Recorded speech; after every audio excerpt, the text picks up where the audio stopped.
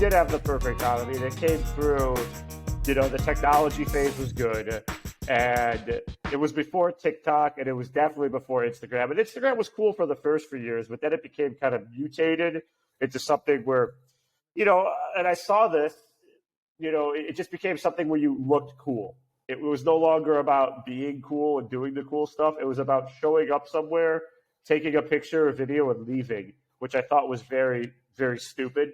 People would come and take a picture in front of a step and repeat, and they would walk around and they would leave. And they would have to go to 5 places in a night as if they were someone, as if they were a celebrity, So it really was. The one thing I thought was really interesting was when you told me about there was a moment when the power went from the club to the influencer. Yes. And there was a moment when that happened.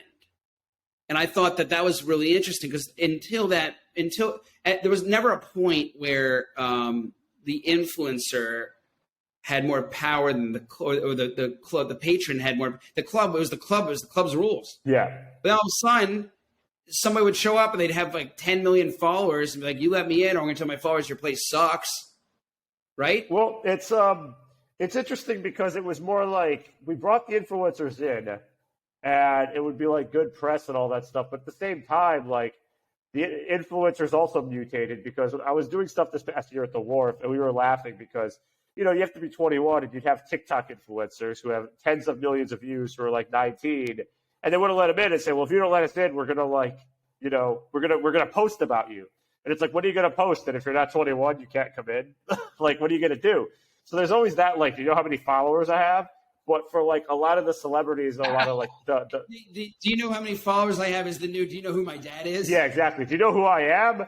Yeah, there's always that. So yeah, it was just essentially what happened was you could go into a club and instead of people saying, "Oh, how is it inside? Oh, it's packed. It's going to be good." You could just go on Instagram and see someone filming how it's empty. And when it's empty, they're like, "Well, I'm not going to spend $5,000 if it's empty. I'm going to go somewhere else." So you could see instantaneously what the clubs didn't want you to see. The clubs, there's a reason clubs don't have windows. There's a reason that you can't see what's going on because they want to, create the illusion of what's going on so like it's busy. And, if you have people in there that are filming and stuff and they don't understand that, oh, we're holding the door for some reason, blah, blah, blah, like people are just going to leave. So,